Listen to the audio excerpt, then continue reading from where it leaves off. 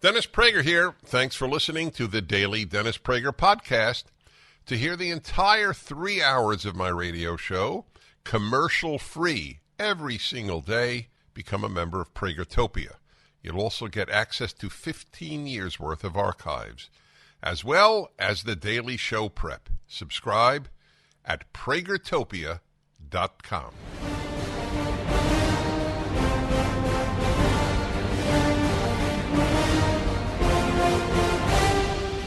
Well, hello, y'all. A good Friday to you.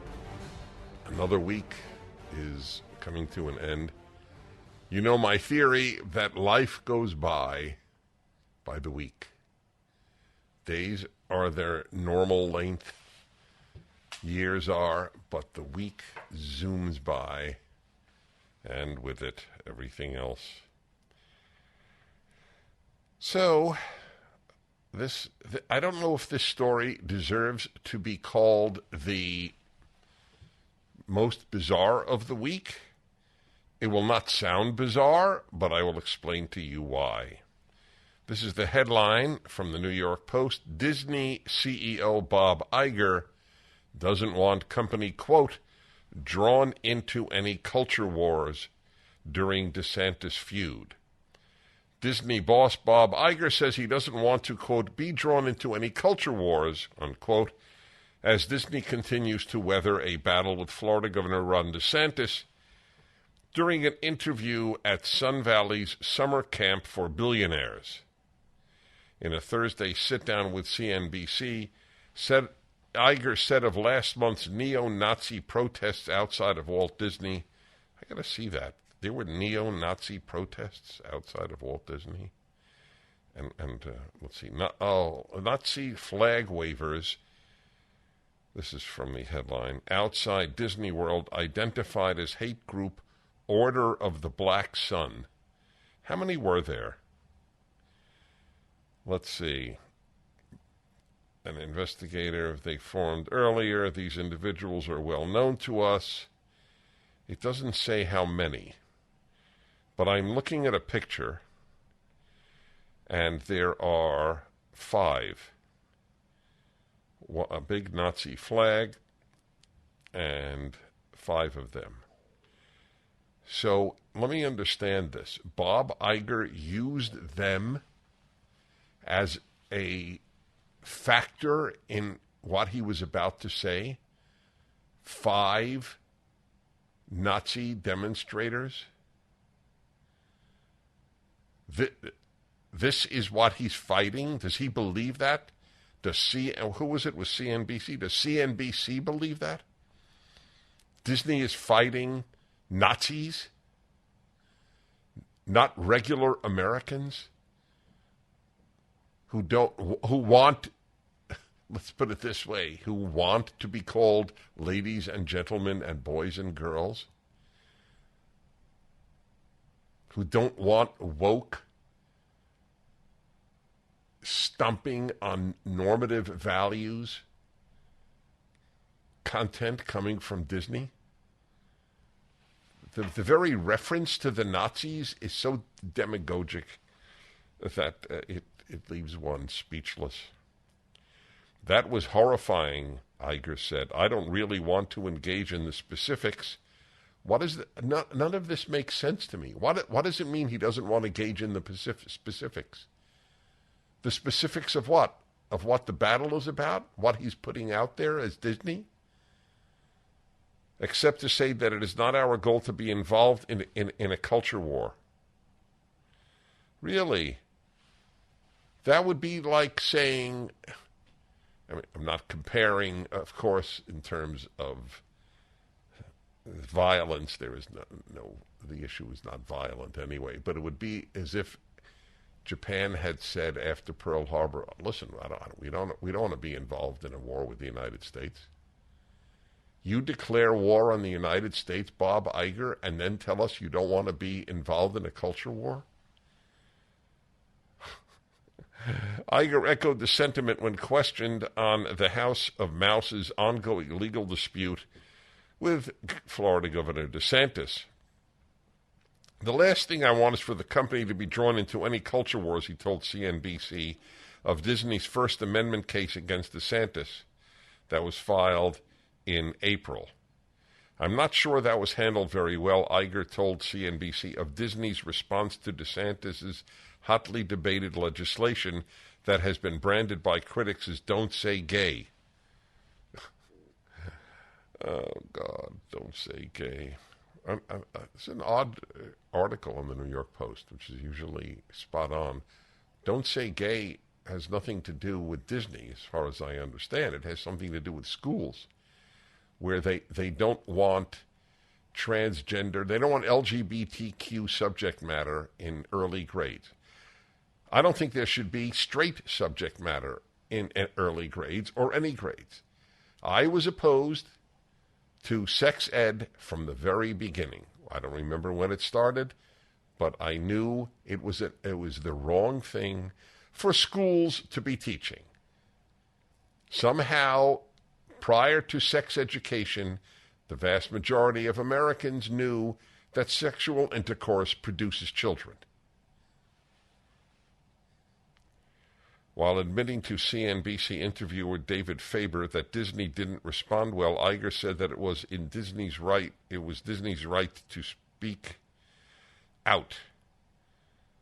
Yes, well, I'll tell you what I think is happening. Disney is losing money. Disney on its theme parks compared to the past.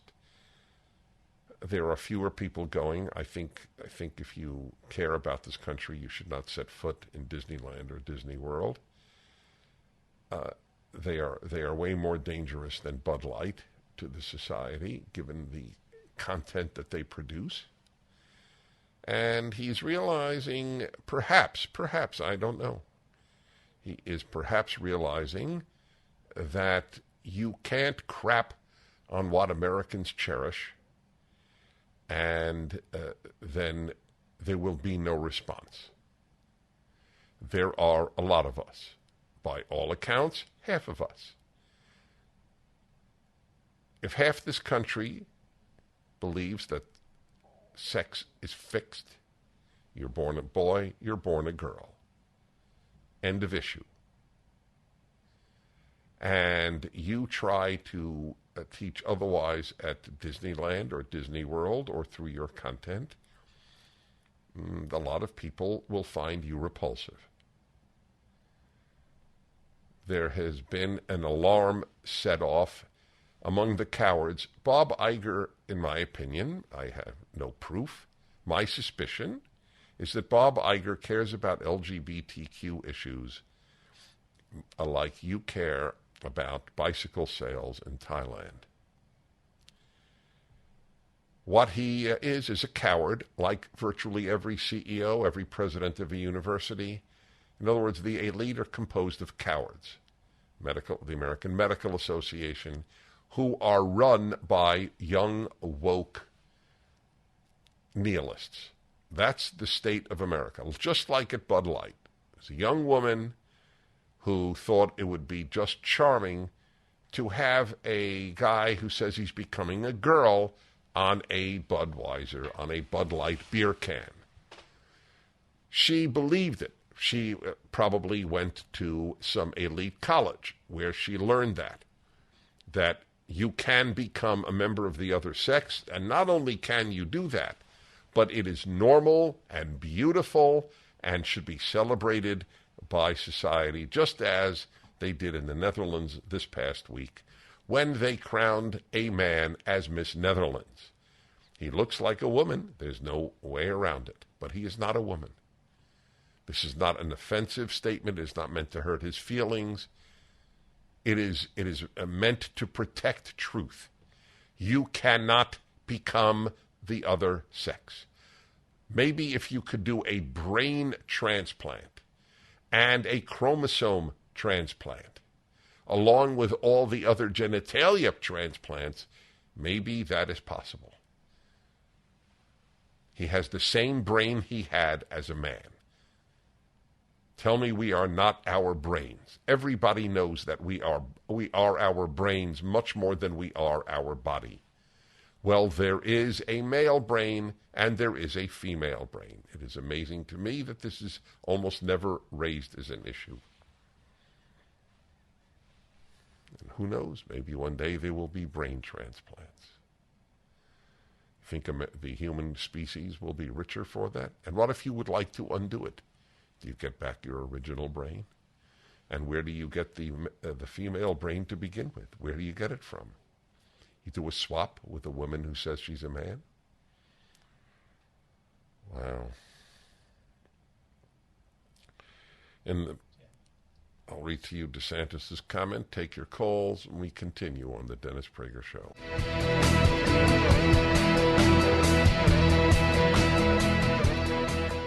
Just when you thought it couldn't get any better, Mike Lindell with MyPillow is launching the MyPillow 2.0. When Mike invented MyPillow, it had everything you could ever want in a pillow. Now, nearly 20 years later, he discovered a new technology that makes it even better. The MyPillow 2.0 has the patented adjustable fill of the original MyPillow, and now with a brand new fabric that is made with a temperature-regulating thread. The MyPillow 2.0 is the softest, smoothest, and coolest pillow you'll ever own. For my listeners, the MyPillow 2.0 is buy one, get one free offer with promo code Prager.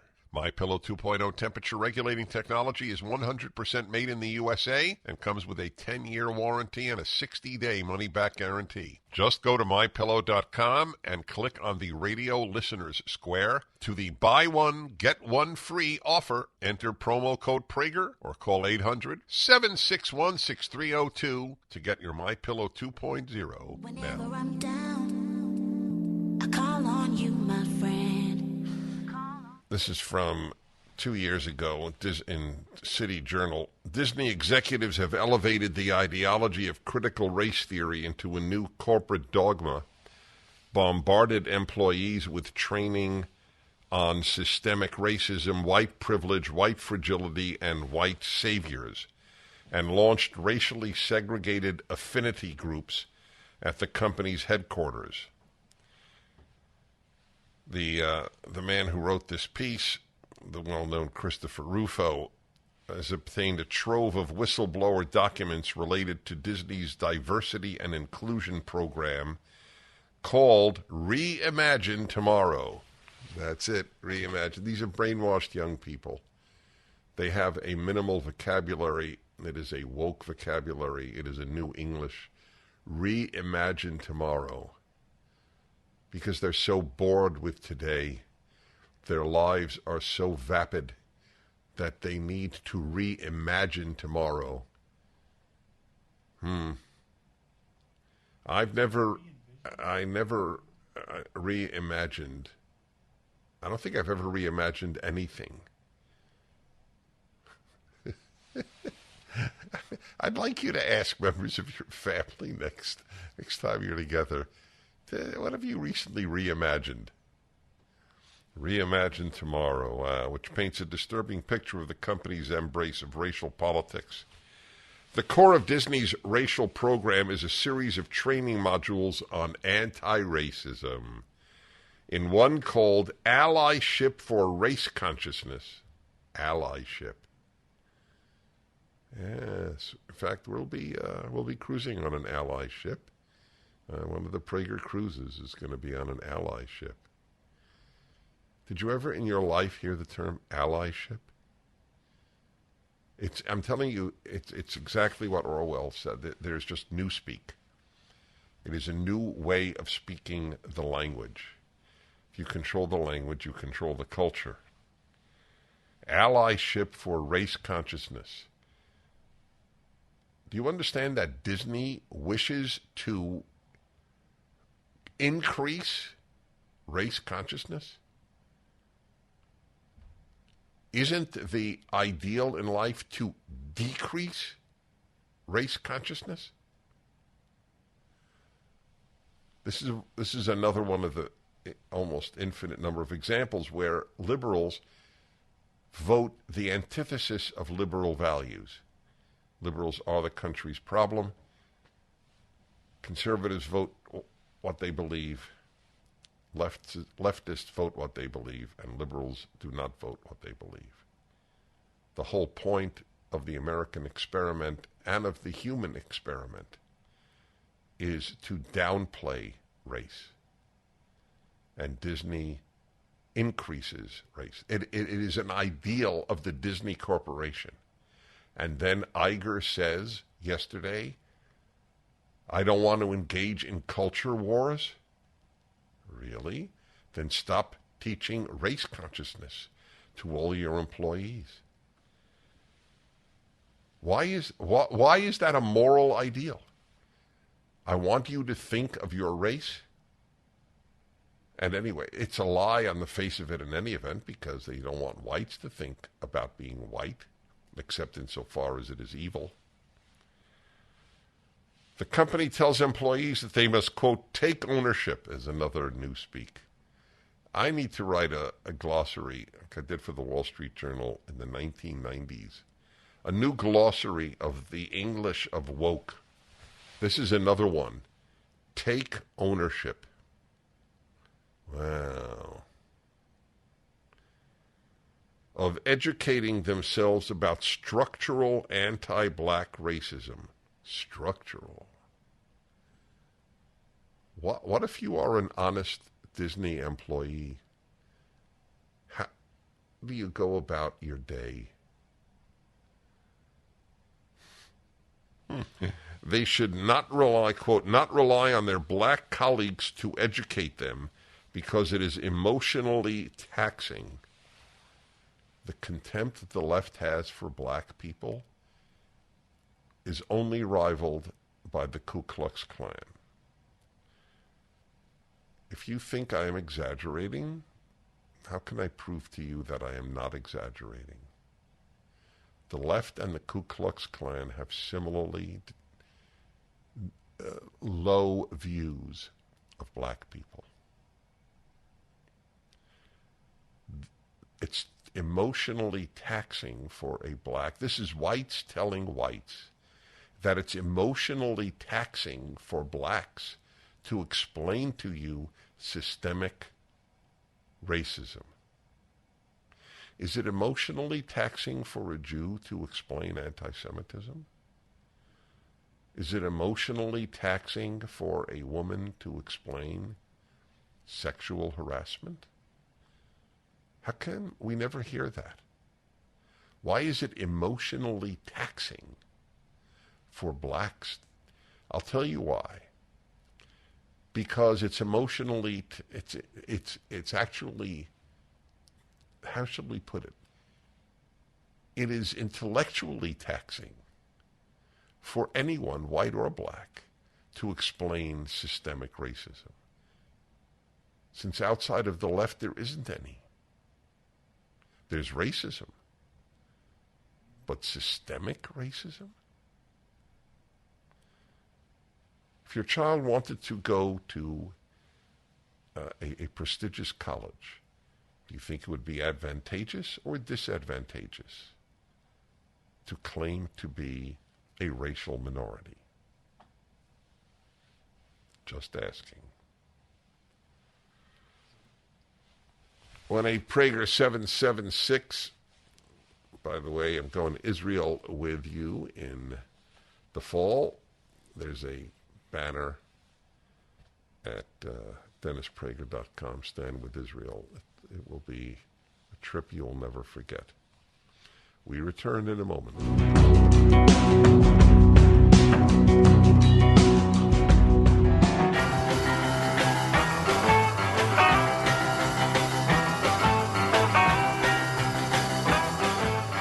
So, Bob Iger, the CEO of Disney, this strikes me as just remarkable. He doesn't want to be involved in culture wars, but he doesn't specify who started the culture wars.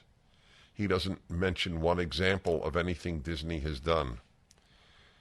Here's just a random report. It's from a website called inthemagic.com. Drag queens are coming to Disney Plus. Disney Plus is a wide variety of shows on its platform, ranging from beloved classics to nature documentaries Two action-packed superhero epics. Now drag queens are looking to enter the fray. With the different franchises and IPs the Walt Disney Company has acquired, there is something for everyone. And anyway, that's just an example. They couldn't leave well enough alone because that is not the nature of the left. This is a big deal. He is at least acknowledging it's not good for Disney to be in a culture war. Well, don't start them. That's the answer that one should give. All right? Well, let's leave it at that. Here's a difficult story for me to bring to you. This is actually from a left-wing source. How do you resurrect an empty church? America's aging houses of worship face a stark choice: sell, redevelop, or pray for a miracle. On June 25th, Summerfield Church in Milwaukee held its last Sunday service. The rough-cut sandstone church, with its bright red doors and stained glass windows, was built in 1904 to house the state's oldest Methodist congregation, and occupies a prominent corner lot a few blocks north of downtown. By this spring, the congregation had dwindled, to 11 members, none younger than 65, according to the Milwaukee Journal Sentinel, and the repair bill to get the water-damaged structure shipshape was $1.3 million. With that, Milwaukee loses not just a church, but also a cooling center during heat waves, a place where hot meals were served until 2 a.m. on snowy nights, a meeting point for Alcoholics and Narcotics Anonymous. Wow. As for the physical structure itself, which is a mental landmark for locals, if not an official one protected by city law, that's not yet clear. It is a story replaying over and over in cities across the United States where older churches have been hammered by neighborhood change and maintenance costs. Anyway, it's happening all over the United States. Churches have been on the edge of a cliff, and COVID was a blast of air blowing them off, said Rick Reinhardt, a consultant who has worked with the United Methodist Church. That's right, COVID. Because most priests, ministers, and rabbis were sheep. It's very painful because they're among my favorite people, clergy. I came to really adore clergy. During my 10 years of doing a radio show on ABC Radio in L.A., where I began my career, for 10 years, every week I would meet with clergy, Protestant, Catholic, Jew, and over the course of time, every other religion in the world, to discuss the great issues of life. It's an incredibly popular show, and it was life-shaping for me. And one of the results was a real affection for clergy. Well, it's very possible to like people who, when tested, acted sheep-like. That's the nature of life. I wonder if they would do it again. I do wonder. I'm curious. Was it Eric Metaxas wrote Letter to the American Church? Very important book. An important thinker. What the failure was during COVID. To obey irrational, non-religious authority. By the way, the Mormon Church, whom I adore, they did the same thing. There were very, very few, but there were. There were clergy who said, I'm sorry, you're not going to tell me to close my church. No one is forced to come. But there was no scientific basis to close the church, let alone a religious one.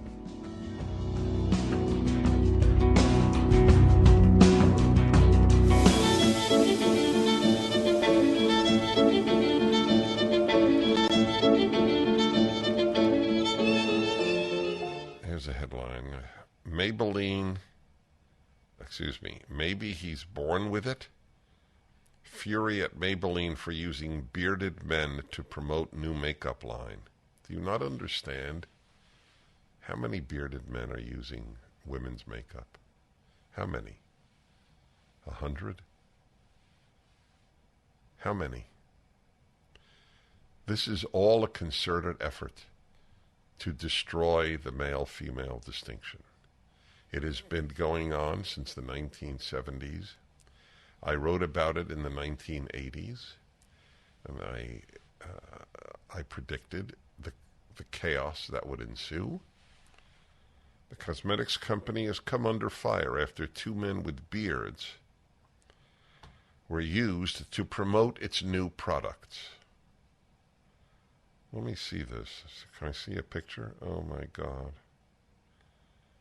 Guy with the beard doing his eyelashes. See, I'll tell you what it is. I get it. Women have written into Maybeline and said, single women have written in. And they said, the men that I'm meeting, they refuse to use makeup and do their eyelashes. This is not the kind of man I want. I want a man who does his eyelashes. And that's how this happened. Women are lamenting the fact that the men they're dating are just too masculine. So they want guys with beards doing their eyelashes. For the record, I have contempt for the guys doing that.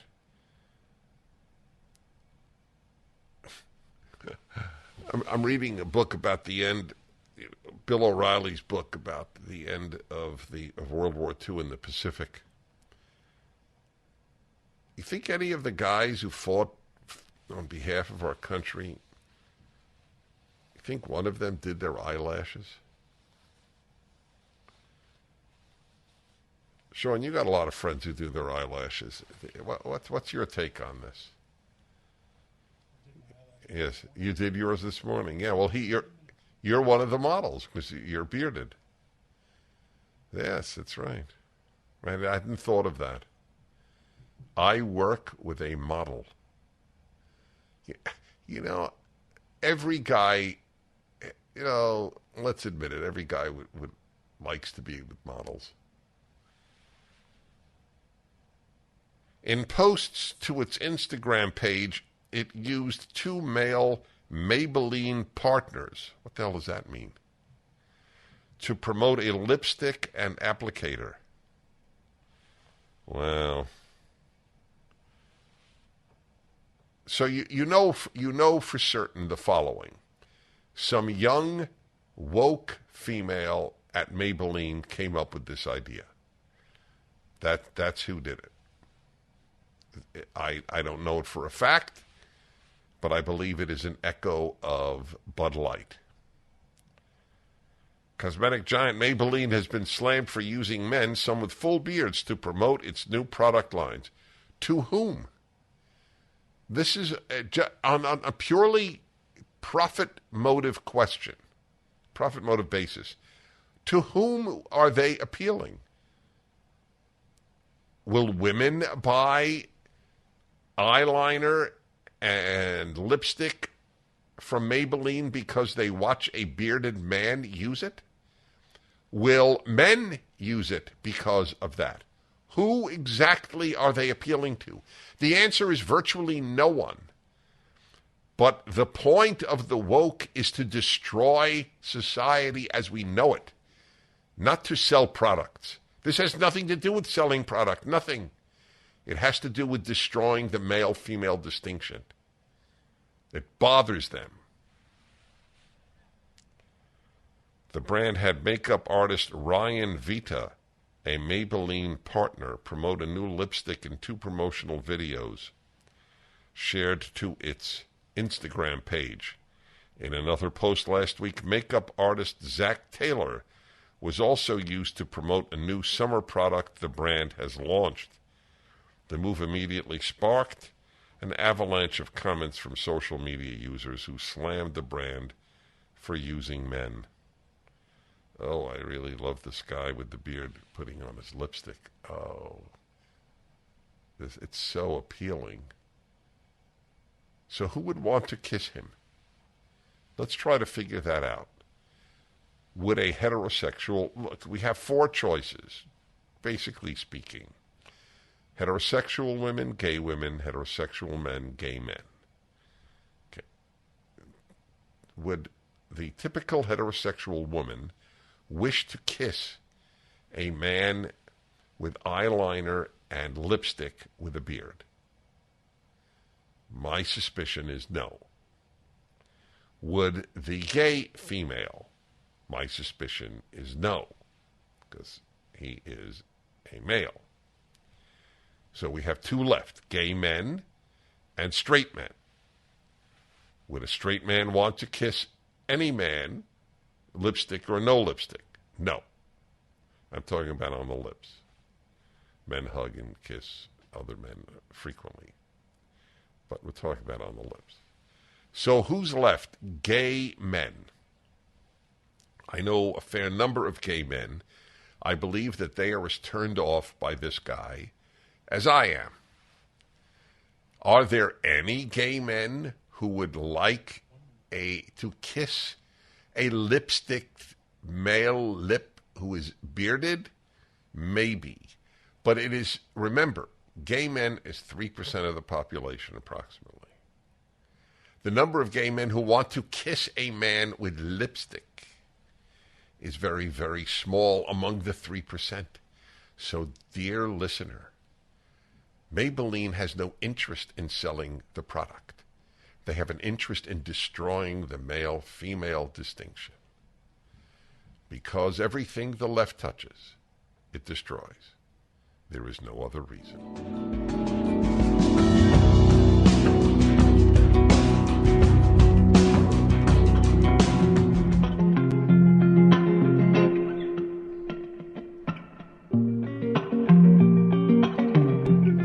Hi, everyone. We are approaching the second hour of the show.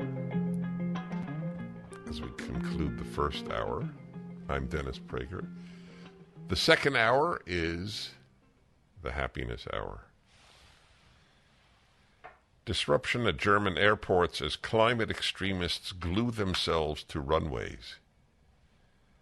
They're gluing themselves to runways. You must understand that in the post-religious age that we have, we are not bereft of religion. These activists are as religious as Martin Luther or St. Augustine or some great rabbi. These are profoundly religious people. But their religion has nothing to do with the Bible, has nothing to do with Judeo-Christian values. It is a new world. The post-Judeo-Christian, post-biblical, post-Christian world in which we live produces people who yearn to fill their empty souls with some meaning. That's what these, I am sure, young people who glued themselves to German airports, that's what they're doing. They're protesting against the most polluting form of transportation. They should go to private airports with the woke billionaires using their planes. To demand tougher government action to reduce greenhouse gas emissions, because we all know that if only fewer planes flew, we would have a cooler climate. China is burning more coal than ever. But they don't dare protest where there really is serious carbon emission because they're scared of the Chinese communists. They're not scared of the German government. Who's scared of the German government? Well, I am. Because they have pursued policies that have been so destructive. That, however, is another matter. I wish I could see a picture of these people. I bet that, you do too. They're young, I assume. I presume that they're mostly female, but I don't know how many there are. I can only tell you how good they feel about themselves. Happiness Hour coming up.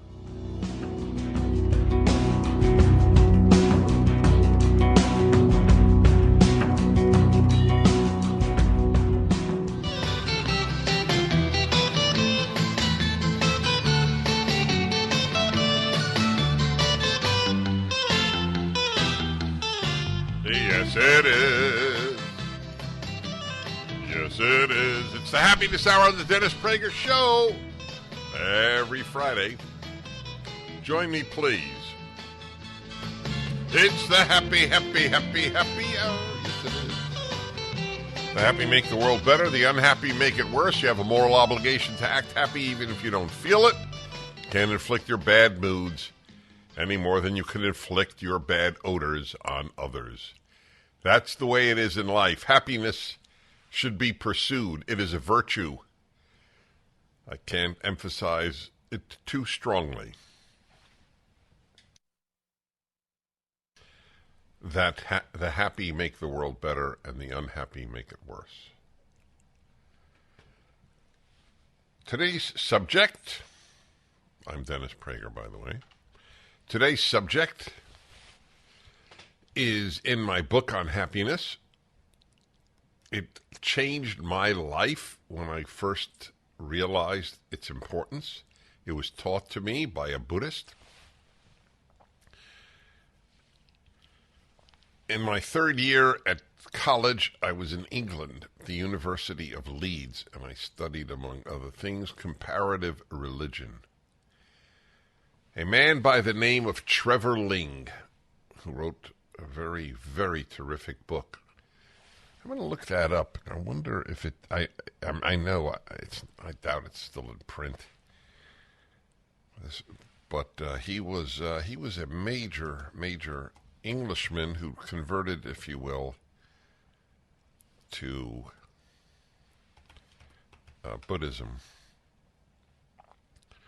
Wow, they don't even have it listed. They think, did you mean Trevor Lang?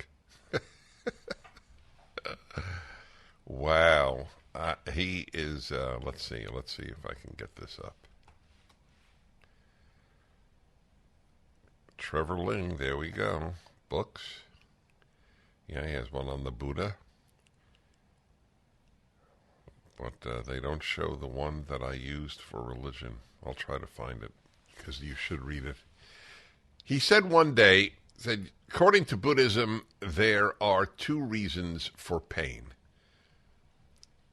desires and expectations that are not fulfilled. Therefore, the Buddhist goal, he said, is to get rid of desires and get rid of expectations. I have a virtue, a gift, call it what you like. When I hear a good idea, I don't forget it. I forget names, I forget dates, I forget a lot of things, but I don't forget a good idea. Because I wanted always to be governed by wisdom. And that changed my life in a nutshell. I dropped all expectations and I kept my desires. So I accepted half the Buddhist doctrine. The more expectations you have, the more unhappiness, the more ingratitude, the more anger. It's a pretty big deal. Expect nothing, you can't be disappointed. I know it sounds odd even. What? I should have no expectations? That is correct. Because the more you expect, the less you'll be grateful for. If you expect to get something tomorrow and you get it, why will you be grateful? If you don't expect it and you get it, you will be grateful. Like health. You expect to be healthy tomorrow? Okay. Then why be grateful? It's when you realize you could lose your health any day of your life that you can walk around in staggering gratitude. Wow. Nothing bad happened. So I was thinking of this in a discussion very, very recently. In fact, the next Dennis and Julie podcast will be on this, related subject. It's not on this entirely, but it was about God and suffering. It was a really intense and wonderful hour and 15 minutes. You should all listen to the Dennis and Julie podcast. And I mean it. It's a side of me that can only come out if somebody extracts it. As much as I try to be open, I am, after all, doing the show alone. But when somebody elicits things from you, even more comes out. So it's powerful about me, about her, about life. So I noted in the discussion on God and suffering that I noted this in passing, really. People have expectations of God, and when they're not fulfilled, they drop religion. Not everybody, but many. They expected God to do X. He didn't do X. And they abandon God, religion, the Bible, etc. I don't have such expectations of God. My expectation of God resides in the afterlife. I believe that God is just and people will have merited what they get or don't get. Obviously, many, many people, including religious people, don't agree with me, but that doesn't matter. That's not my subject. My subject is expectations, even of God. This is not a theology hour, but I wanted you to see that the expectations issue has caused a lot of people to abandon religion. God didn't come through with what they expected him to do, and that's it. I don't have such expectations of God. I believe I could be, on my way home today, I could be hit by a drunk driver and be killed, be paralyzed, be brain damaged. A whole host of horrible things could happen.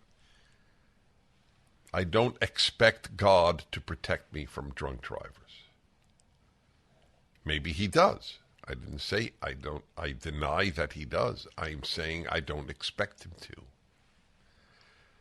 Vast numbers of people who are good people have had horrible things happen to them. And I'm not sure why I would be immune. That's my theological nutshell, or my theology in a nutshell, on that aspect of theology. But I'm using this to show you how powerful and how destructive expectations can be. A lot of people have abandoned religion because God didn't come through on their expectations. And it's true in life as well.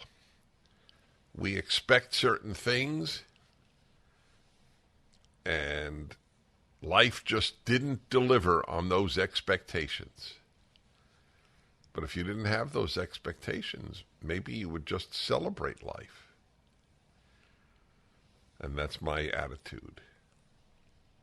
Everything else is whipped cream with a cherry on top. Everything else is gravy. Everything else, I'm starting to get carried away, as I often do, into the realm of the absurd. So I will leave it at those two analogies. 1-8-Prager 776-877-243-7776.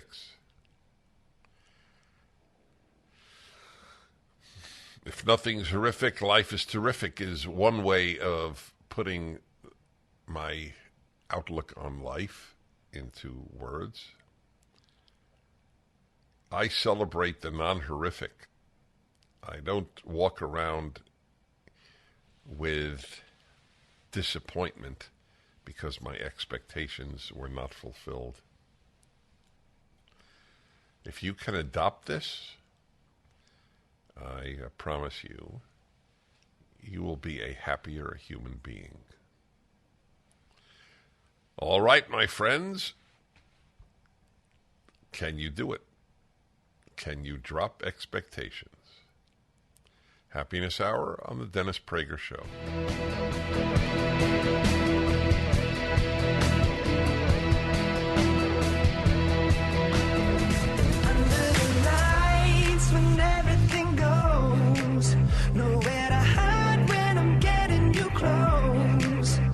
Hi, everybody. The Happiness Hour, second hour every Friday, and it is about expectations. The more you have, the less grateful you will be.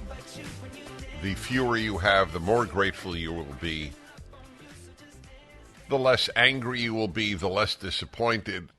They're useless expectations. I can't think of one good thing about them. I mean, expectations is not... Let me explain that. You expect something to happen. So you take it for granted that it will happen. So now, that's different from assuming. When I go on a plane, which is almost every week of the year, and it averages out to every week of the year, in fact, more, it's about 100 times a year. When I go on a plane, I assume I will arrive at my destination. That's true. I mean, not having expectations is not the same as losing your mind. I mean, if I thought it was a 50-50 chance that I would arrive safely, I wouldn't have entered the plane. So, of course, I make certain assumptions about life, but in other ways, I just don't have them. I don't have them about my health. I am very healthy. I'm very lucky. And I assume the odds are I'll be healthy tomorrow. But one day I won't be. I mean, it's just inevitable. It's just the way life works. And so I am incredibly grateful if I wake up healthy. And you just can't make these expectations, can't have them. And certainly of others, because you can only control yourself, you can't control others. And I gave the example of people who have expectations of God. God doesn't, quote, come through, unquote, and then they drop belief in him. I don't think it's theologically or logically acceptable to have such expectations of God. All right, let's see here. Let's go to your calls. And I'm just checking here where I should go. All right, let's go to Chicago and Andrea. Hello, Andrea. Oh, it's an honor to talk to you, Mr. Prager. I'm a hospital chaplain, and I totally agree with you. I think gratitude is so much better than expectations. It's so presumptuous to expect God to do anything if you don't ask him. And even if you ask him with open hands. So there's a big difference between asking for protection and presuming God will protect you. So So that's just my comment. But I totally agree that gratitude is so much more powerful than expectations. And they are mutually exclusive, because if you expect... They are. Yes, that's right. Well, you're good. God bless you for your work, hospital chaplain. I bet every hospital chaplain can write a book. And you probably should, in fact. Yeah, the expectations issue is huge. Let's see. Did Shelley in Danbury, Connecticut hang up? Is that the reason for the white box? Sean, are you familiar with the whiteness as opposed to the yellowness of line 2? Oh, no, but that was up earlier. There must be on again. All right. Anyway, we'll live with that. The Villages, Florida. Greg, hello. Yes, sir. Thank you for taking my call. Yes, sir. I was in a real-life discipleship class at church, and a lady spoke up that had been in Al-Anon and said what she learned there was expectations were premeditated resentment. Ah, good line. Yes, is that a 12-step line? Well, she was in an Al-Anon program where she learned it. Yeah, so. That's right. I think I once heard that, and I forgot it. I remember the concept, but I didn't remember the line. It is really intelligent. It is, because it has changed my relationship with my wife, my son, our friends, and with God.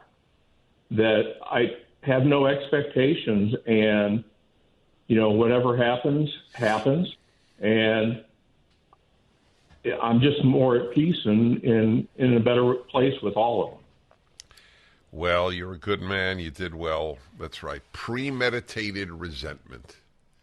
That's what it is. You're setting yourself up. I'm about to say something about marriage, and inevitably people think, oh, is he talking about his marriage? I have a terrific marriage. It's not my first. I'm no holier than anybody else. But I assert this so that you, not read into, oh, he's speaking autobiographically. I'm speaking because I have spoken to so many couples.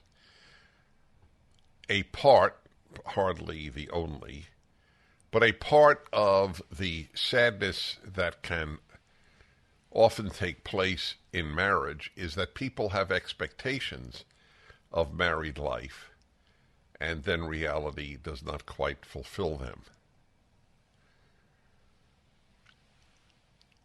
I think I'm going to do some examples, or give some examples on a male-female hour.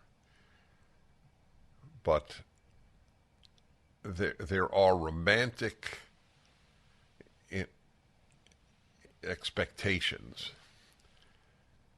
that real life does not fulfill, and you can still celebrate your marriage. That's my point, though. It doesn't mean you don't have a good marriage. You might have a great marriage, but what you had imagined did not transpire. That's, again, an expectations issue. Danbury, Connecticut, and Shelley, hello. Hi, Dennis. Thank you very much for taking my call. I wanted to talk about your point about belief in God.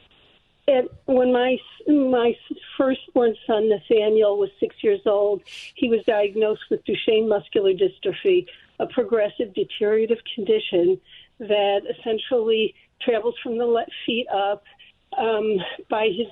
He lost his ability to walk at 8.5. All right, hold on there. Hold on. I didn't realize we were near the break.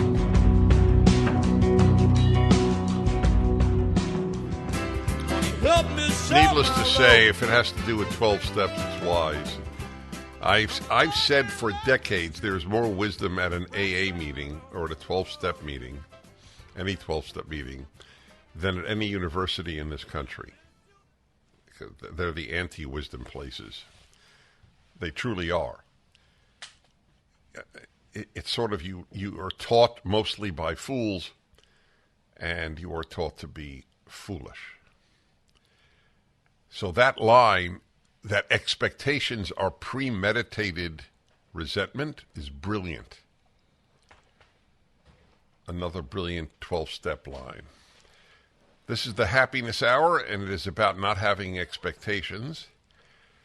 And I know I am on with Shelley in Danbury, Connecticut, who I recall when I had to interrupt you, sorry.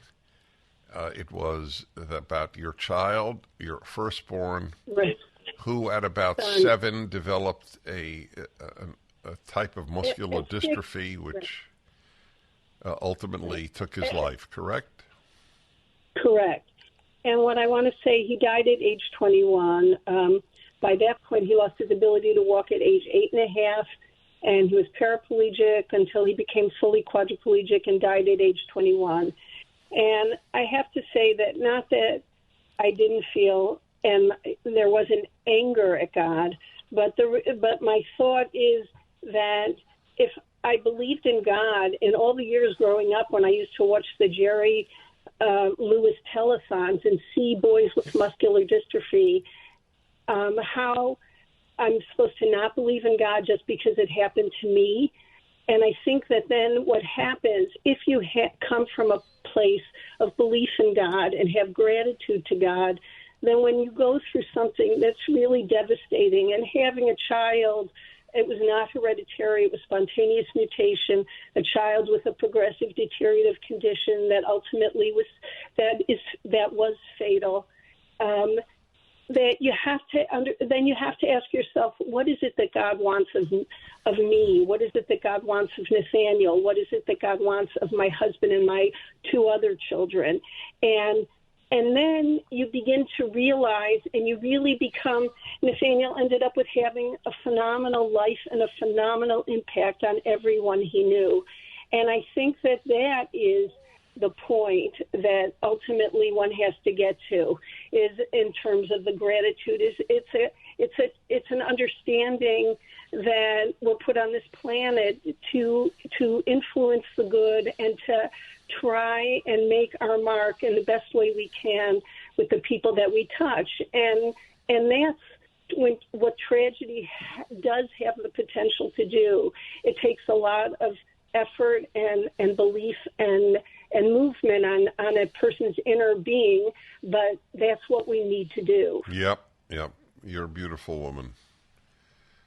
I presume a beautiful family. Thank you for calling. I'm humbled by people who've gone through things like that. By the way, you're allowed to be angry at God. Just wanted to pick up on one thing that she said. If you actually have a real relationship with God, it must include anger. You have anger at humans. Why wouldn't you have anger at God? Okay, let's see. Louisville, Kentucky. John, hello. Thank you, Dennis. I have two statements. First of all, it seems to me that it's still a desire to want to get rid of desire. I've always felt that way about the Buddhist admonition, and a better attitude is to become better at fulfilling desires without going to pieces if you don't get what you want, and that would be another desire of mine. Secondly, I have all kinds of expectations. I do have an expectation of good health tomorrow and next week because of the things I do to have good health, but I'm smart enough to know that if something goes wrong, again, I'm not going to go to pieces. So I don't really understand what you're talking about with the expectations. All right, so stay on and I'll explain. I just want to make it clear. I thought I did, but I should repeat it. I do reject the teaching about desires. I have many desires. I have no expectations.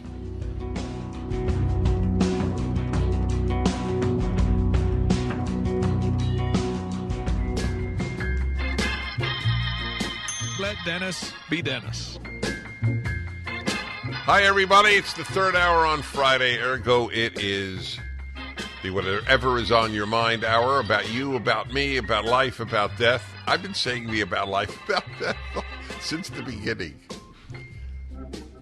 We do talk about death because it's part of life. Anyway, whatever is on your mind, and certainly fountain pens, audio equipment, photography equipment, classical music, and enjoy the music.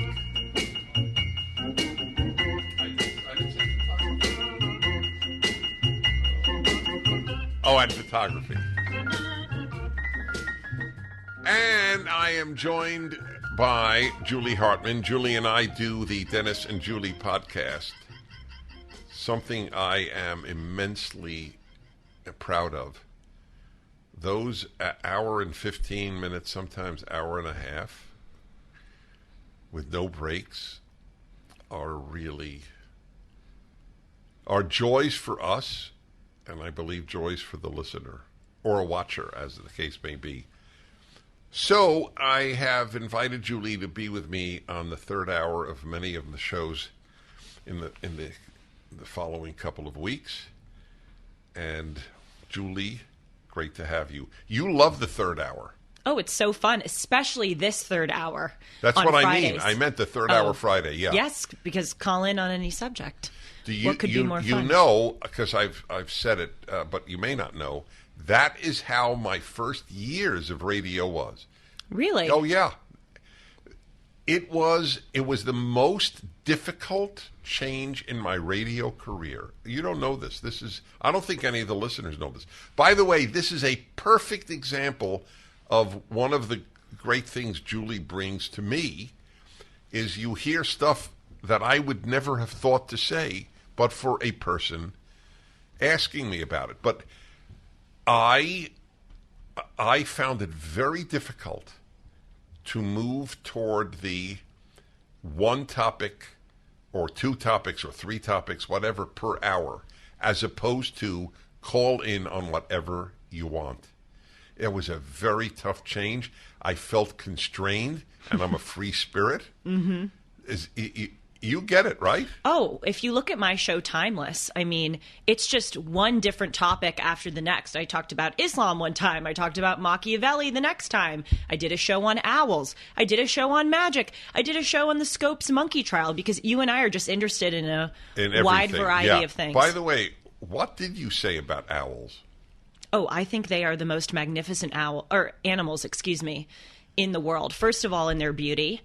And second of all, in their intelligence. And third, just the way that they are physically constructed is really, I think, evidence for a god. Do you know that their ears are, first of all, way in the back of their head? Their ears are also kind of misaligned. They're not symmetrical like ours are. One is really high up, and then the other one is really far down. Really? Yes, Google it, so they can hear a wide range of sounds. And there are feathers inside the ear canal that facilitate sound coming effectively to an owl's ear. That's why they can hear a mouse from 300 yards away, because they have Why aren't they going nuts from all the noises they hear? I don't know. It's a good question. Yeah. And their wings make no sound. They are both so good at sensing sound, but when they fly, they're almost silent, and that's what enables them to catch prey. Why are they going woo, woo? Yeah, that's exactly. It's amazing. That came on as I asked the question. Why are they doing that? I don't know. Oh, you didn't get an answer to that one, or you I'll didn't have to do an Owls Part 2. Owls Part 2. So here's an interesting thought. We use the word bird brain as an insult. Not with owls. With most birds, yes. But for example, what was it? Hawks? Oh, parrots. Parrots are brilliant. They are. Well, I guess it makes sense because they can say things back. Well, they say things. They react like coherently. I ever tell you about the cursing parrot? No. Okay, this is... Sean, are you aware of this story? The cursing parrot? Okay, you're right. He says he can't wait. Okay, So I was in Florida at the zoo. This is many years ago because my son he just turned 40. My oldest son, he was about 3. This is a long time ago. I was visiting my parents who lived in Miami Beach, or at least half the year. So we were visiting, and David was in a stroller. We were at the zoo, and along the walkways, at least at that time, were parrot cages. So there would be parrots along your stroll through the zoo. And I pass a parrot, and the parrot is cursing. F you, F you, F you, F you. And not saying F, saying the word. So I stopped, and I find that stuff hilarious. I mean, I have to admit. So I stopped, and sure enough, F you, F you. And I look at my parents, because I wanted to make sure I was hearing right. Right. I go, are you hearing, Mom and Dad, are you hearing what I'm hearing? They go, yeah. So the only reason it troubled me was there were a lot of kids around, and I don't think that's appropriate. I like protecting kids. So there was, I don't know what they're called. They're not called docents. That's at museum, but some, park official was walked by, and I said, I'm sorry. I don't remember if it was a man or a woman even. So I'll just say, sorry, sir. Excuse me, sir. Are you aware of what this parrot is saying? And the guy looks at me and goes, I'm sorry, sir. What are you talking about? He said to me, and I go, well, here, come over here. Just listen. We stand by the parrot. Says nothing. Mm-hmm. I felt like a moron, and I wanted to kill the parrot. Well, they're clearly quite intelligent. Oh, exactly. And he knew mischievous. who you don't curse around. You should have said truth is not a left-wing value, and then the parrot would be repeating that instead of That's F you. very funny. If truth is not, let me understand. So he was a leftist parrot. Because he wouldn't tell the truth. Yeah, that's true. You encountered a lefty parrot. So just for the record, this is really a riot. My all-time favorite commercial that I had ever seen was when I was in high school in New York City. This commercial would come on when I watched television, especially hockey games Saturday nights. And this was the commercial. It was for a beer you never heard of. You never heard of Schaefer beer, right? Nope. Exactly. Don't drink beer. Yeah, it was in New York. Oh, okay. Well, that's another reason. I think it's a New York beer. I don't know if it still exists. Doesn't matter. So this is the commercial. The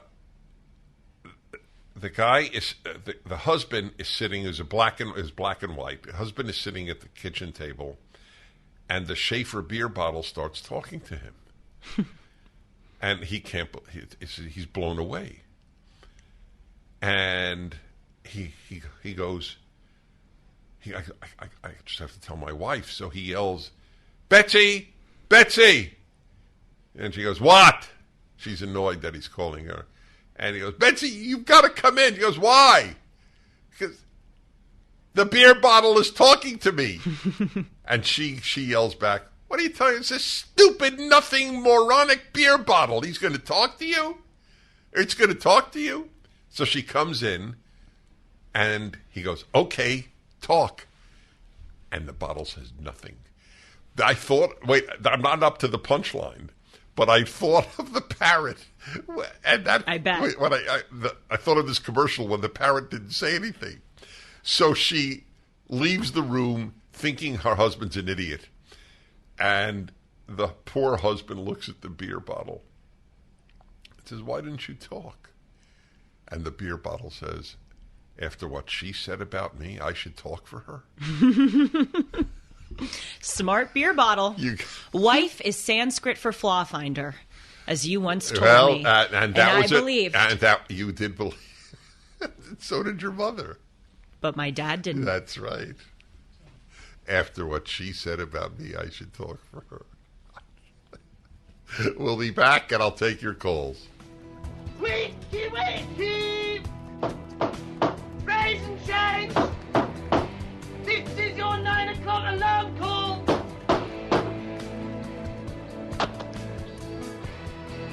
Well, that's what I call a dead parrot.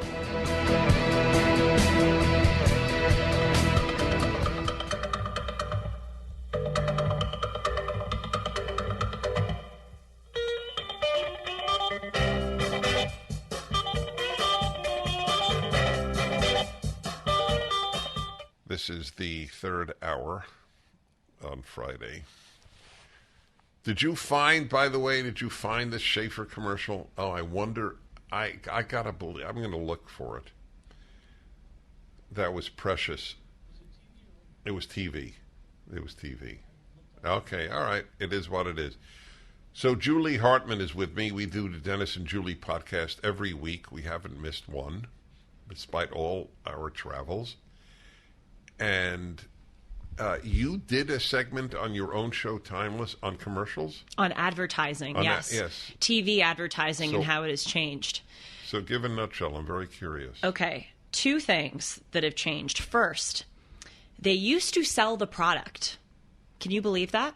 If you go back to Marlboro commercials, they're talking about how much, or the filter of the cigarette. They're talking about how long it lasts. They're really telling you the merits of the product.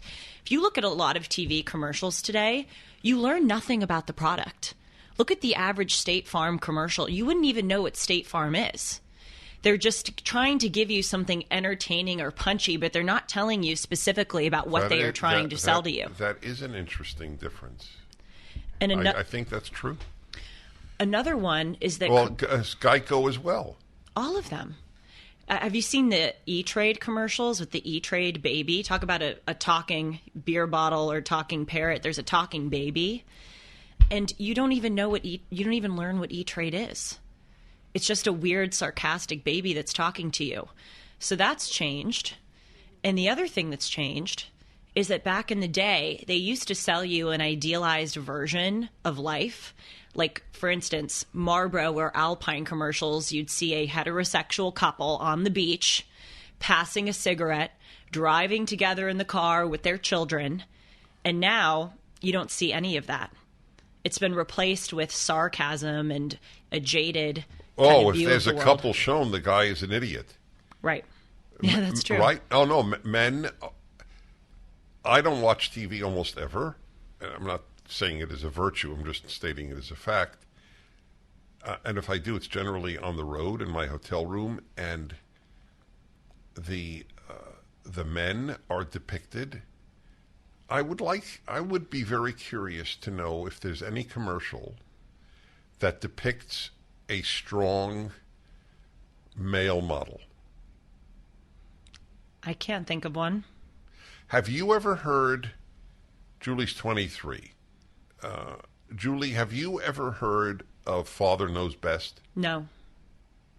Wow.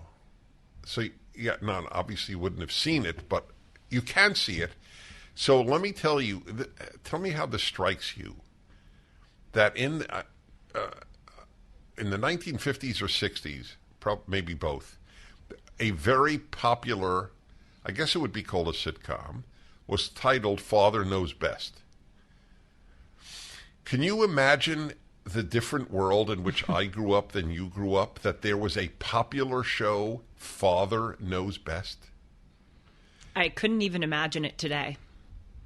Doesn't it strike? It does. I'm absolutely. happy that you never heard of it, so that I'm getting your spontaneous reaction. I should go back and watch it.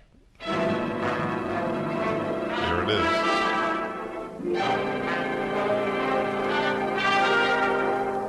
Robert Young and Jane White, with Eleanor Donahue, Billy Gray, and Lauren Chapin in Father Knows Best. Even that music sounds so of course, light and happy yes. and magisterial. You don't even hear music like that opening shows anymore. it is fair to say that I grew up in a different country than you did. I would say that the only consistent, and I say this with sadness, obviously, I don't think I'm exaggerating, is that they both spoke English. Oi. Well, you asked the question a lot on Dennis and Julie. Who is it worse for? Someone like you who knew a good America and now has seen it turn for the worse, or someone like me who didn't see the America that you saw? And I don't have an answer. I think it's worse for you, actually. Well, so... and you think it's worse for me? Yes. Because an argument could be made. That's a great subject. Because I am a big believer that memories matter. That is a really good subject. A very big subject. Most people don't think that way. They think, what's today, that's all that matters. Mm-hmm. I believe the past in general and the past in Dennis's life matter. It's a really great subject. We'll do it another time. Okay, let's see here. Pasadena, California. Steve, hello. Yeah, hi, Dennis. Thanks for taking my call. I had an interesting experience about a month ago. I had my annual physical, and after we did the blood work and everything was fine and we went through it, the doctor actually sat down with me, and we just talked like two guys at a bar about current events. It also happened to be around the time that the protests were taking place in Glendale about the curriculum in the schools over there, and the parents were outraged about some of the things that were going on. But I was just, when I left the office, I was astounded on how personal and how interesting the conversation was. And it occurred to me, I just wondered how many other people are having this same experience with people that are sort of confidants, professional, not personal, but people that they have a professional relationship with, that take this opportunity to express their feelings about these issues that are going on. You mean the wokeness? Yeah, I there is a doctor in my life like that, but it is not common.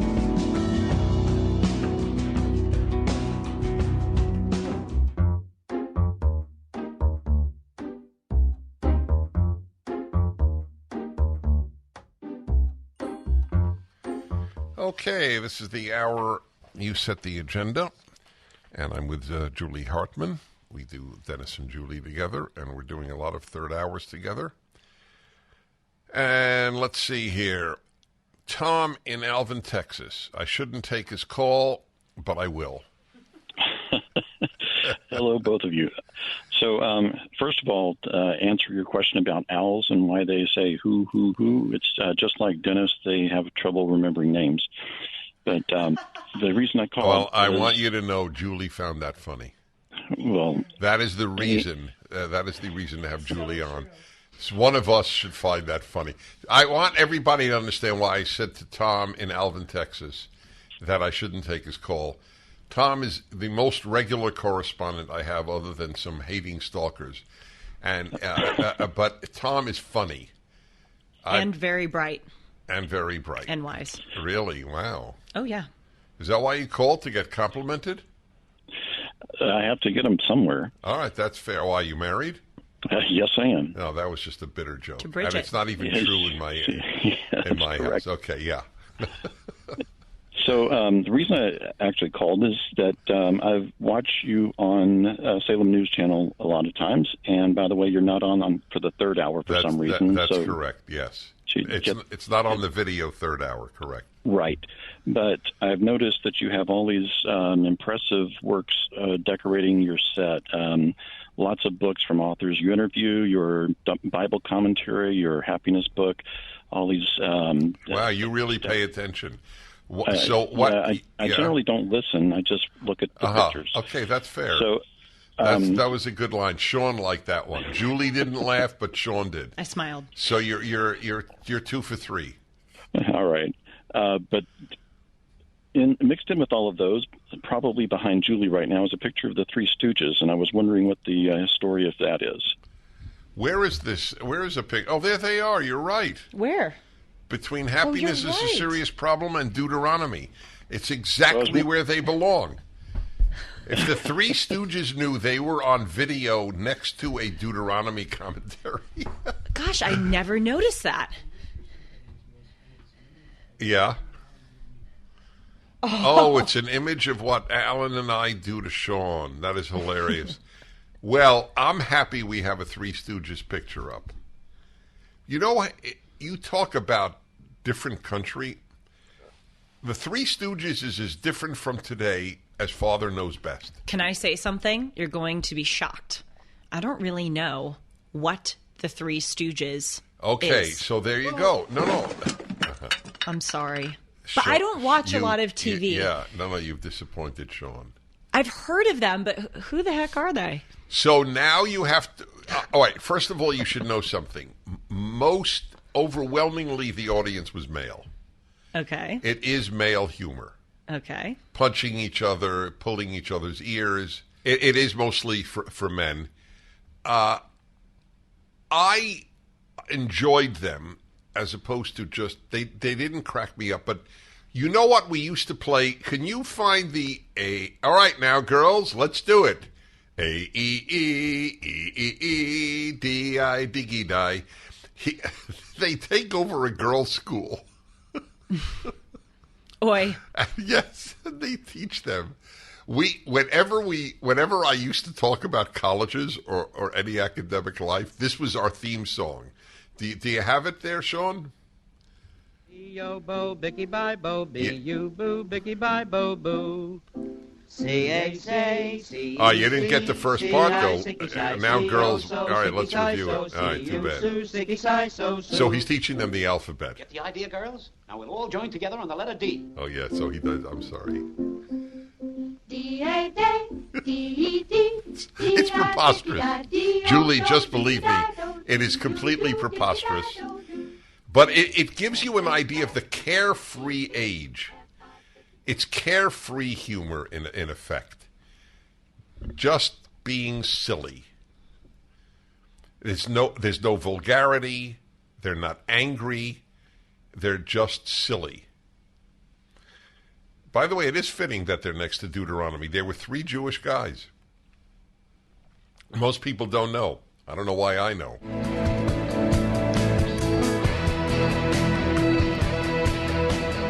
Dennis Prager here. Thanks for listening to the Daily Dennis Prager Podcast.